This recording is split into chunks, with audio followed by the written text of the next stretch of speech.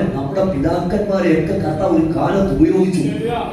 രാമൻ പറഞ്ഞാണ് അവൻ അല്ലേ ഇന്ന് നമുക്ക് വഴി തെളിച്ചു തന്നത് അവരാ അല്ലേ. അതുപോലെ അനന്യാസ് ഒരുവൻ വഴി തെളിച്ചു കൊടുത്തു. പക്ഷെ പിന്നെ അവനെ ചരിത്രത്തിൽ കണ്ടില്ല. പക്ഷെ അവൻ കൈവച്ച പൗലോസ് ചരിത്രത്തിൽ നിറഞ്ഞു നിന്നു. അവന്റെ തലയിൽ കൈവച്ച് പൗലോസിനോട് പ്രാർത്ഥിക്കുമ്പോൾ, പൗലോസിന് വേണ്ടി പ്രാർത്ഥിക്കുമ്പോൾ അവൻ ചരിത്രം പറയുകയാണ്. ബൈബിൾ അത് വ്യക്തമാക്കുന്നില്ല. തന്റെ രണ്ട് കണ്ണിൽ ഒരു കണ്ണ് തുറന്നു, ഒരു കണ്ണ് തീരില്ല. ഒറ്റ കണ്ണുള്ളവനായി സൂചന വരെ ചെയ്യാൻ പോകും. അവൻ ഇടയ്ക്കിടയ്ക്ക് ഈ കണ്ണിനകത്ത് സങ്കടം വന്നപ്പോ 3 പ്രാവശ്യം ദൈവത്തോട് പറഞ്ഞു, നീ ഈ കണ്ണിനൊന്ന് തുറക്കണേ, ഈ കാഴ്ച ഒന്ന് തരണേ. ഈ കാഴ്ചയും കൂടെ കിട്ടിയ എനിക്ക് ഇച്ചിരി കൂടെ ശക്തമായിട്ടൊന്ന് വേറെ ചെയ്യാൻ പറ്റും, ഇച്ചിരി കൂടെ നന്നായി ഓടാൻ പറ്റും. അതുകൊണ്ട് ഇതൊന്ന് തുറന്നു തരണേ എന്ന് ദൈവത്തോട് പ്രാർത്ഥിച്ചപ്പോ പറയാണ്, എടാ മോനെ, ഈ പ്രാർത്ഥനയ്ക്ക് മറുപടി ഇല്ലടാ. നിന്റെ കണ്ണ് തുറക്കാൻ നീ കരയണ്ട, നിന്റെ കാഴ്ച കിട്ടാൻ നീ പ്രാർത്ഥിക്കണ്ട. പകരം ഞാൻ എന്റെ കൃപ തന്ന് നിനക്ക് കാഴ്ച ഇല്ലെങ്കിലും കാഴ്ച ഉള്ളവനേക്കാളും നന്നായി, കാഴ്ച ഉള്ളവനേക്കാൾ നന്നായി. ആ കരമുയർത്തി നാമേ പറഞ്ഞേ, കാഴ്ച ഉള്ളവനേക്കാളും നന്നായി എന്റെ കൃപ തന്ന് ഞാൻ നിന്നെ നടത്താം. പറഞ്ഞാട്ടാ ശക്തമാണ്, നല്ല പറഞ്ഞാട്ടാ ആത്മാവിലും നല്ല പറഞ്ഞാട്ടാ. അവൻ ബലഹീനത നമുക്കുണ്ട്. സമ്മതിക്കാമോ? സമ്മതിക്കാമോ? ബലഹീനത ഉണ്ടെന്ന് സമ്മതിക്കാമോ? അവൻ നമ്മുടെ ഒത്തിരി ബലഹീനത ഉണ്ടാകാൻ വെച്ചാൽ കഴിഞ്ഞ വർഷം ആ ബലഹീനത ആരും പറഞ്ഞില്ല.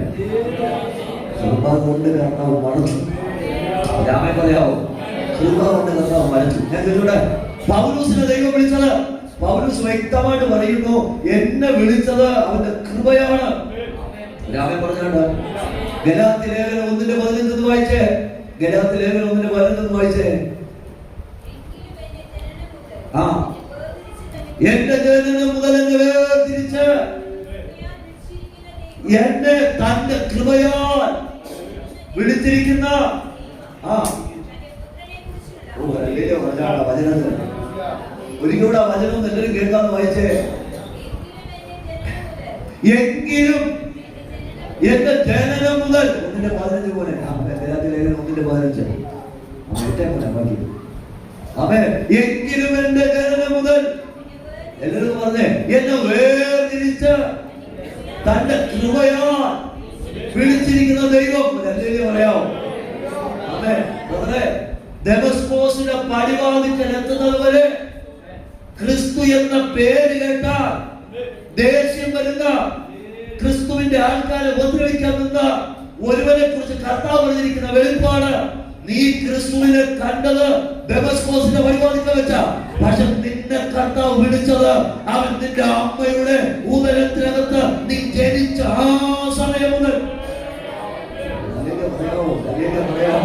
ശക്തമായിട്ട് നല്ല പറയാമോ? അറിയാം, എന്നെ വിളിച്ചിരിക്കുന്നത് അവന്റെ കൃപയോട്. പലരും വചനം ശ്രദ്ധിക്കുന്നില്ല കേട്ടോ. അങ്ങനെ നിങ്ങളെങ്കിലും ഒന്ന് ശ്രദ്ധിക്കും കേട്ടോ, നിങ്ങളെങ്കിലും ഒന്ന് ശ്രദ്ധിക്കും. കൃത്യമായിട്ടെന്ന് പറയട്ടെ, കരിക്കം ദേശത്ത് ഉള്ള കുടുംബങ്ങളിൽ നിന്ന് ഏറ്റവും നല്ല കുടുംബത്തെ നോക്കി 30 കുടുംബത്തെ വിളിച്ച് കരിക്ക സഭയിലാക്കിയതല്ല കർത്താവ്. ഞാൻ പറഞ്ഞ നൂറാക്കിയാലും മനസ്സിലായോ? ഈ കരിക്കം ദേശത്തുള്ള നല്ല കുടുംബം ഏതാണെന്നുള്ള ലിസ്റ്റ് എടുത്തേച്ച് ഏറ്റവും സമ്പത്തുള്ള കുടുംബ പാരമ്പര്യമുള്ള നല്ല പേരുള്ള 30 കുടുംബം എനിക്ക് കരിക്ക ശാരദ വേണമെന്ന് പറഞ്ഞ് ദൈവം തെരഞ്ഞെടുത്തതല്ല. രാമൻ പറയാമോ? ഞാൻ യോഗ്യനല്ലെന്ന് അറിഞ്ഞിട്ടും, അവൻ എന്റെ സ്വഭാവം ശരിയല്ലെന്ന് അറിഞ്ഞിട്ടും, എന്റെ കുടുംബത്തിന്റെ ശ്രേഷ്ഠത ഒന്നുമല്ലെന്ന് അറിഞ്ഞിട്ടും അവൻ വിളിച്ചെങ്കിൽ അവന്റെ കൃപയാണ്. നമ്മളെല്ലാം നിങ്ങളൊക്കെ ഇരിപ്പൊക്കെ കാണുമ്പോൾ എനിക്ക് തോന്നുന്നറിയോ, വേറെ ആരും കർത്താവിനെ കിട്ടാത്തതുകൊണ്ട്. ഹലോ,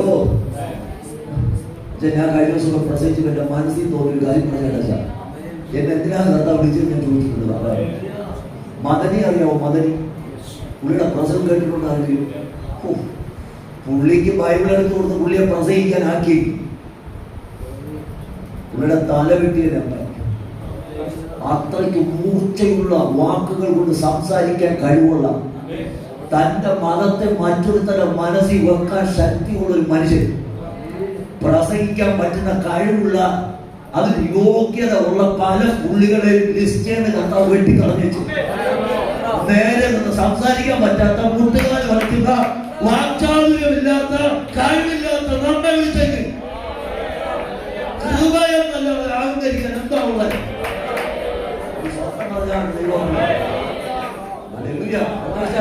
ഞാനൊരു കുഞ്ഞു കാര്യം പറഞ്ഞോണ്ടാ, രണ്ടുപേരുടെ പ്രശ്നം തീർക്കാൻ അറിഞ്ഞിടാത്ത മോശെ ദൈവം 30 ലക്ഷം ജനത്തിന്റെ നേതാവായി വിളിച്ചു.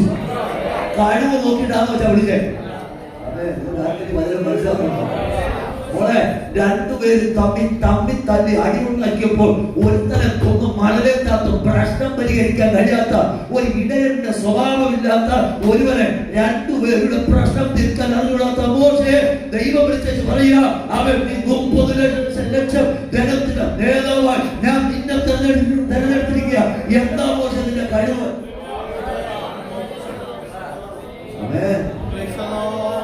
കരവെന്ന് പറയാമോ? യോഗ്യത നോക്കി ഒന്നുമില്ല, അയോഗ്യത നോക്കി ഒത്തിരി ഉണ്ട്. മനസ്സിലായ മക്കളെ, ഞാൻ രാത്രി 12 മണിക്ക് വന്നിട്ട് പ്രാർത്ഥിച്ച് മേടിച്ച മെസ്സേജ് എല്ലാം രാത്രി 12 1 മണിയൊക്കെ അടിച്ചേ വന്നു. നമ്മൾ ഈ മജ ഒന്ന് കേൾക്കണം മക്കളെ. അപ്പൊ യോഗ്യത നോക്കിയപ്പോ ഒന്നും പറഞ്ഞേ ഒന്നുമില്ല. പക്ഷെ അയോഗ്യത നോക്കിയപ്പോ ഒത്തിരി ഉണ്ട്. കർത്താവ് എങ്ങനെ വിളിച്ചെന്നറിയാവോ? എന്റെ അയോഗ്യതകളെ എല്ലാം അവൻ യോഗ്യതകളായി എണ്ണി. സ്വപ്നം പറയാമോ? ആമേൻ ശക്തമായിട്ടൊന്ന് പറഞ്ഞേ, ശക്തമായിട്ടൊന്ന് ആമേൻ പറഞ്ഞേ. കഴിവ് നോക്കിയാൽ നിങ്ങൾ പറഞ്ഞേ, കഴിവ് നോക്കിയാണെങ്കിൽ ഞാൻ സത്യം പറഞ്ഞ പലപ്പോഴും ചിന്തിച്ചൊരു കാര്യം, അവൻ പത്രോസിനെ കുറിച്ചുള്ള ഒരു ഞാൻ പറയാം കേട്ടോ, ഒന്ന് ശ്രദ്ധിച്ച് കേൾക്കണം. പത്രോസ് യേശുവിനെ കണ്ടു, പടകിനകത്ത് പ്രതിസന്ധി വന്നപ്പോ യേശുവിനെ കണ്ടു പത്രോസ് പറഞ്ഞൊരു കാര്യമുണ്ട്, കർത്താവേ നീ ആണെങ്കിൽ എനിക്ക് നീ നടക്കുന്നത് പോലെ ഈ വെള്ളത്തിന്റെ മീതെ കുറച്ച് പറഞ്ഞേ, വെള്ളത്തിന്റെ മീതെ കൃപ എന്താന്ന് ഞാൻ പറഞ്ഞുതരാം. വെള്ളത്തിന്റെ മീതെ എനിക്ക് നടക്കണം. ഞാൻ ഇന്നലെ വരെ ഇതിനകത്ത് മുങ്ങി നടന്നവനാണ്, പക്ഷെ ഇന്ന് എനിക്ക് നിന്റെ കൃപയാൽ നടക്കണം കർത്താവേ. ഒരു അല്ലേ പറഞ്ഞേ, അവൻ എനിക്ക് എന്റെ കഴിവുകൊണ്ട് നീന്താനേ കഴിയത്തുള്ളൂ, പക്ഷെ കൃപ എന്റെ മേൽ വ്യാപരിക്കാൻ തുടങ്ങാം. അവൻ ഞാൻ ഇന്നലകളിൽ മുങ്ങിയെടുത്ത് എനിക്ക് നടക്കാൻ കഴിയും. മനസ്സിലായെങ്കിൽ അല്ലേ പറഞ്ഞ മക്കളെ? ഒരു അല്ലേ ശക്തമായിട്ടൊന്ന് പറഞ്ഞേ, ഇന്ന് രാത്രി അസാധാരണമായി ദൈവസാന്നിധ്യത്തിനകത്ത് വെളിപ്പെടട്ടെ. എന്റെ കഴിവുകൊണ്ട് മുങ്ങാൻ അവൻ സാധ്യത ഉള്ളെടുത്ത് അവന്റെ കൃപ എന്റെ മേൽ പകർന്നപ്പോ ആ പ്രതിസന്ധിയുടെ നടുവിൽ എനിക്ക് നടക്കാം.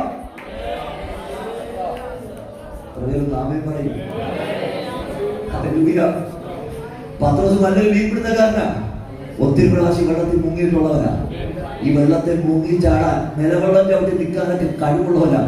കഴിഞ്ഞ നാളുകളിലൊക്കെ നിങ്ങൾ ചില പ്രശ്നങ്ങളുടെ നടുവിൽ മുങ്ങിയും താങ്ങുന്നവരാണ്, ഉറച്ചു നിൽക്കാൻ കഴിയാതെ നിന്നവരാ. പക്ഷെ ഇപ്പൊ നോക്കി യേശു പറഞ്ഞു, ഇറങ്ങി വാ. ഇന്നലെ നീ ഉറയ്ക്കാൻ പറ്റാതെ മുങ്ങിയും താണും നിന്ന ഈ സമുദ്രത്തിലെ ആഴിയിൽ ഇന്ന് എന്റെ കൃപ നിന്റെ മേൽ വ്യാപരിച്ച, ഇന്നലകൾ നീ താങ്ങുപോയെടുത്ത്, ഇന്നലകൾ നീ മുങ്ങിപ്പോയെടുത്ത് ആ കൃപ അനുഭവിക്കുന്നവർക്ക് രാത്രി ആവേണ്ടത അവൻ ധൈര്യത്തോടെ നടക്കാം, ഉറച്ചു നടക്കാം.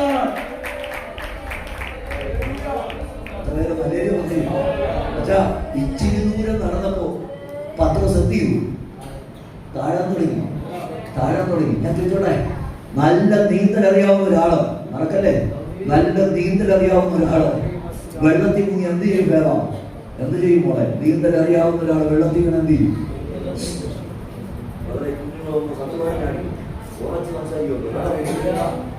പറഞ്ഞേ, നീന്തൽ അറിയാവുന്ന ഒരാള് വെള്ളത്തിൽ എന്ത് ചെയ്യുമോ? പറ, നീന്തിക്കയറും. മീൻപിടുത്തക്കാരനായ പത്രോസ്, വെള്ളത്തിൽ പലപ്പോഴും ചാടി ശീലമുള്ള പത്രോസ് പറഞ്ഞേ, അമ്മേ വെള്ളത്തിൽ വീണ് താഴാൻ തുടങ്ങി. പറയാമോ? അവൻ ഞാൻ കൃപ എന്താന്ന് പറയാൻ പോവാ.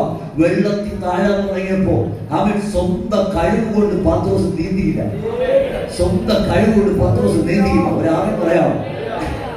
ഞാൻ ഈ വചനം വായിച്ചപ്പോ പത്രോസിനോട് ചോദിച്ചു, പത്രോസേ നീ എന്താണ് മുങ്ങിയിട്ട് നീന്താത്തെ?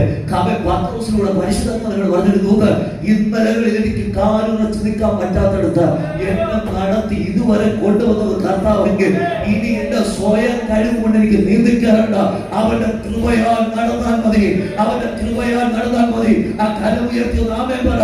ഇന്നലകളിൽ നിൽക്കാൻ കഴിയാത്ത പ്രതിസന്ധികളുടെ നടുവിൽ നിന്ന് നിർത്തി നടത്തി താണുപോകാതെ മുങ്ങിപ്പോകാതെ ഇന്ന് വരെ കൊണ്ടുവന്നത് കർത്താവെങ്കിൽ ഇനി കഴിവ് വേണ്ട. ദൈവമേ അവരുടെ കൃപ. ഹല്ലേലൂയ. ചിലരൊക്കെ ഇച്ചിരി നടക്കാൻ തുടങ്ങി കഴിഞ്ഞാൽ പിന്നെ എന്ത് ചെയ്യും? ഇച്ചിരി സാമ്പത്തിക ഭദ്രതയൊക്കെ വന്നു തുടങ്ങിയാണ് പോയത്. അതെ, മോളെ കഴിക്കാൻ ആഹാരമില്ലാത്ത സമയത്തായിരുന്നെങ്കിൽ പ്രസംഗം കേട്ട് തുടങ്ങിയിട്ടുണ്ടോ?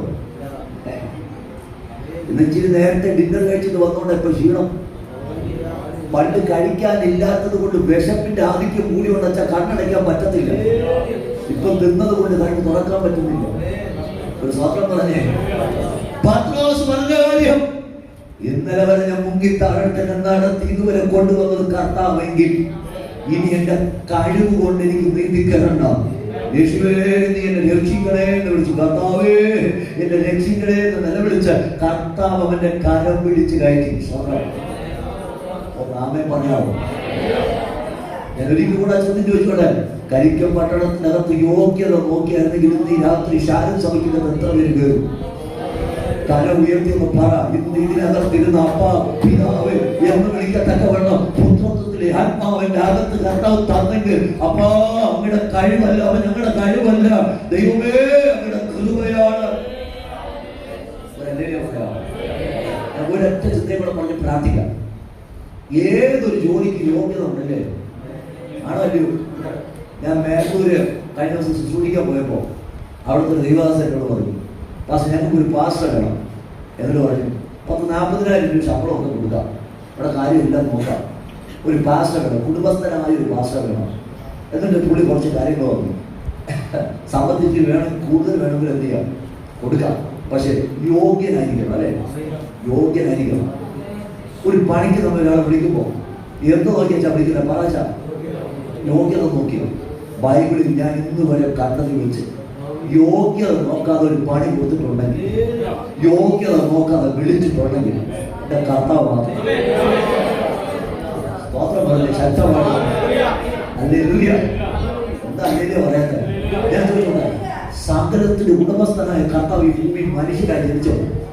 പുള്ളിയുടെ കൂടെ നിൽക്കാൻ ഒരു 12 പേരെ വേണമെന്ന് ചിന്തിച്ചപ്പോൾ ഇന്നത്തെ നേതാക്കന്മാരാണെങ്കിൽ ഡോക്ടറേറ്റ് എടുത്ത, ന്യായപ്രമാണത്തിൽ പാണ്ഡിത്യമുള്ള, അവൻ നല്ല കഴിവുള്ളവരെ തെരഞ്ഞെടുക്കും.